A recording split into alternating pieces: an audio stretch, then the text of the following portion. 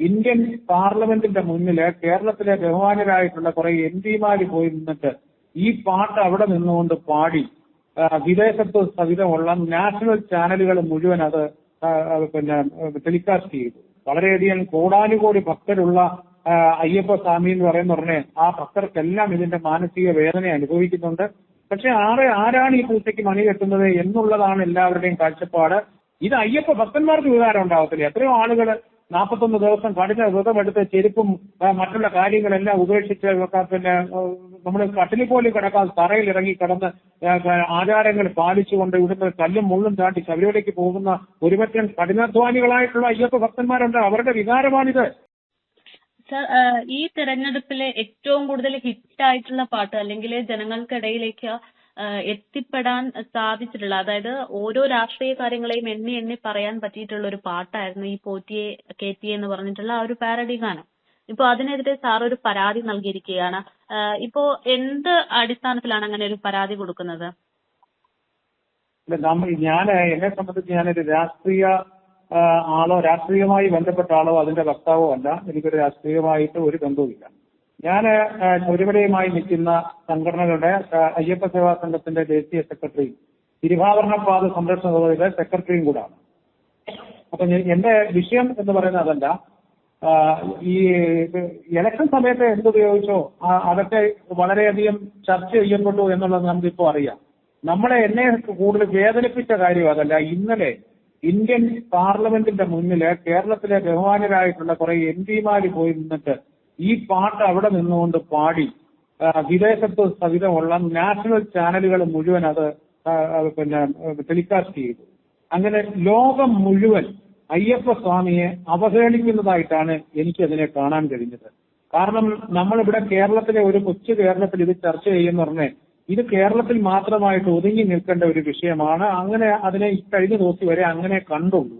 പക്ഷെ ഇന്നലെ ഇത്രയും ബഹുമാന്യരായിട്ടുള്ള നമ്മുടെ ജനപ്രതിനിധികൾ പോയി നിന്നിട്ട് ലോകത്തിന്റെ മുന്നിൽ അയ്യപ്പ സ്വാമിയെ അവഹേളിക്കുക എന്ന് പറയുന്ന വിദേശത്ത് നിൽക്കുന്ന ഭക്തർ വരെയാണ് ഞങ്ങളോട് വിളിച്ചിട്ട് ഈ പരാതി പറഞ്ഞത്. അപ്പോൾ അങ്ങനെ വരുന്ന ഒരു സംഘടനാ പ്രവർത്തകൻ എന്നുള്ള നിലയ്ക്ക് ഈ പരാതി കൊടുക്കാതിരിക്കാൻ ഒട്ടുമേ പറ്റില്ല. അതുകൊണ്ട് തന്നെയാണ് അതിന് പരാതി കൊടുത്തത്. ഞങ്ങൾ ഇന്നലെ മുതൽ തന്നെ ഇത് ആരാണ് ഉണ്ടാക്കിയത്, ആരാണിത് പുറത്തിറക്കി, ഇതെല്ലാ കാര്യങ്ങളും നമ്മൾ തെരഞ്ഞെടുത്തിട്ടാണ് ഇന്ന് DGPക്ക് പരാതി കൊടുത്തത്.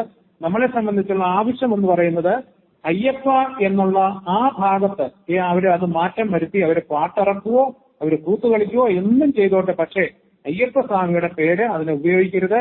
ഇത് ഭക്തരുടെ വികാരമാണ്. ഭക്തജനങ്ങൾ തന്നെയല്ല ഒരു മതത്തെ വികാരപ്പെടുത്തുന്ന രീതിയിലാണ് ഇതിന്റെ കാര്യങ്ങൾ പോകുന്നത്. വളരെയധികം കോടാനുകോടി ഭക്തരുള്ള അയ്യപ്പ സ്വാമി എന്ന് പറയുന്ന ആ ഭക്തർക്കെല്ലാം ഇതിന്റെ മാനസിക വേദന അനുഭവിക്കുന്നുണ്ട്. പക്ഷെ ആരാണ് ഈ പൂച്ചയ്ക്ക് മണി കെട്ടുന്നത് എന്നുള്ളതാണ് എല്ലാവരുടെയും കാഴ്ചപ്പാട്. ഇത് പരാതി കൊടുത്തപ്പോൾ തന്നെ മറ്റ് വിദേശ രാജ്യങ്ങളിൽ നിന്ന് വരെ നമ്മളെ വിളിച്ച് അഭിനന്ദിക്കുന്ന കാഴ്ചയാണ് നമുക്ക് കാണാൻ കഴിഞ്ഞത്. എന്തായാലും DGPക്ക് പരാതി കൊടുത്തതെന്ന് പറയുന്നത് ഇത് പൂർണ്ണമായിട്ടും യൂട്യൂബ് സഹിതമുള്ള എല്ലാ സ്ഥലത്തു നിന്നും അയ്യപ്പന്റെ പേരുള്ള അല്ലെങ്കിൽ ശാസ്താവെന്ന പേരുള്ള ആ ഭാഗം മാറ്റിയിട്ട് ഈ പാരഡി ഗാനം അവതരിപ്പിക്കട്ടെ. ഇത് കേൾക്കാനും കാണാനും ഒക്കെ ഇന്തം ഉണ്ടാവും.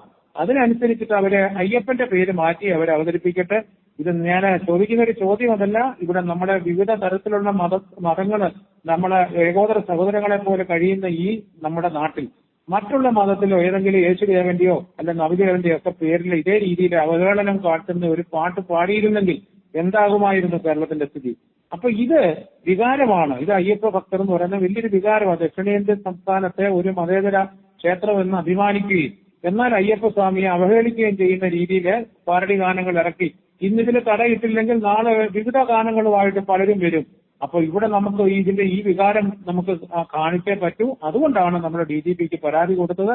ഇതിന്റെ പിന്നണി ആളുകളെ സംബന്ധിച്ച് അന്വേഷിക്കേണ്ടിയിരിക്കുന്നു. അവരെന്തിന്റെ പേരിലാണ് ഈ ചേതോവികാരം അവർക്കുണ്ടായതെന്ന് നമുക്കറിയണം. ഈ അവഹേളനമാണോ അത് ലക്ഷ്യം വെച്ചത് എന്ന് നമുക്കറിയണം. അതെന്തായാലും ഇത് ശക്തമായ നടപടി സ്വീകരിക്കുകയും സോഷ്യൽ മീഡിയ ഉൾപ്പെടെയുള്ള സ്ഥലത്തു നിന്ന് ഈ അയ്യപ്പന്റെ കർത്താവിന്റെ പേരിൽ ശരണം വിളിക്കുന്നത് അത് അടിയന്തരമായി മാറ്റുകയും ചെയ്യണം എന്നുള്ളതാണ് നമ്മുടെ ആവശ്യം. അതിനുവേണ്ടിയാണ് DGPക്ക് പരാതി കൊടുത്തത്.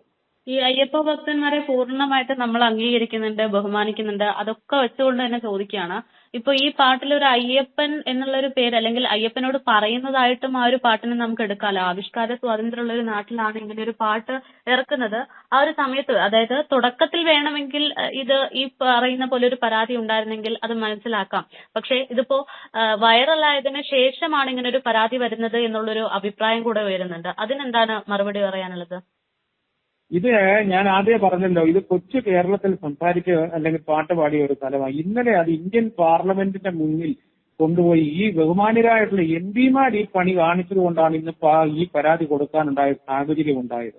അല്ലെങ്കിൽ ഒരിക്കലും ഇതിനെ തമാശ രീതിയിൽ അല്ലെങ്കിൽ ഇതിനെ കേട്ടിട്ട് എല്ലാ ആൾക്കാരും ഇപ്പൊ അങ്ങനെയാണ് അതിനെയൊക്കെ കാണുന്നത്. പക്ഷേ പരാതി കൊടുത്തപ്പോൾ വളരെയധികം ഭക്തന്മാരാണ് അത് നേരത്തെ ചെയ്യേണ്ടിയിരുന്നു എന്ന് വിളിച്ചിട്ട് അഭിനന്ദനം അറിയിക്കുന്നത്. അതും നമ്മൾ മറന്നുപോകാൻ പാടില്ല.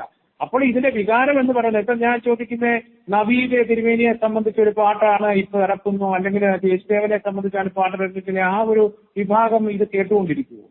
അവർക്ക് വികാരം ഉണ്ടാവത്തില്ലേ? ഇത് അയ്യപ്പ ഭക്തന്മാർക്ക് വികാരം ഉണ്ടാവത്തില്ലേ? എത്രയോ ആളുകൾ 41 ദിവസം കഠിന വ്രതമെടുത്ത് ചെരുപ്പും മറ്റുള്ള കാര്യങ്ങളെല്ലാം ഉപേക്ഷിച്ച് പിന്നെ നമ്മൾ കട്ടിലിൽ പോലും കിടക്കാതെ തറയിൽ ഇറങ്ങി കിടന്ന് ആചാരങ്ങൾ പാലിച്ചുകൊണ്ട് ഇവിടുന്ന് കല്ലും മുള്ളും താണ്ടി ശബരിമലയ്ക്ക് പോകുന്ന ഒരുപറ്റം കഠിനാധ്വാനികളായിട്ടുള്ള അയ്യപ്പ ഭക്തന്മാരുണ്ട്. അവരുടെ വികാരമാണിത്. നമുക്കറിയാം, രാഷ്ട്രീയ പാർട്ടികളുടെ പഴയ പ്രസിഡന്റും കമ്മീഷനും ഉൾപ്പെടെ എല്ലാവരും സിനിമതറായി കിടക്കുവാണ്. അയ്യപ്പ ഭഗവാന്റെ അവിടെ പോയിട്ട് സ്വർണ്ണക്കൊള്ളയും പിന്നെ പാളിക്കൊള്ളയും എല്ലാം നടത്തി കോടാനുകോടി സംഭരിച്ച രാഷ്ട്രീയ പാർട്ടി ഇവിടെ നിൽക്കുവാണ്. ആ രാഷ്ട്രീയ പാർട്ടിയുടെ ആൾക്കാർ അകത്ത് കിടക്കെന്ന് പറഞ്ഞാൽ ഈ വഴിക്കൂടി ഇനി ഭഗവാനെ അവഗണിക്കുക എന്ന് പറഞ്ഞാൽ അത് ഒരിക്കലും അംഗീകരിച്ചു കൊടുക്കാൻ സാധ്യമല്ല.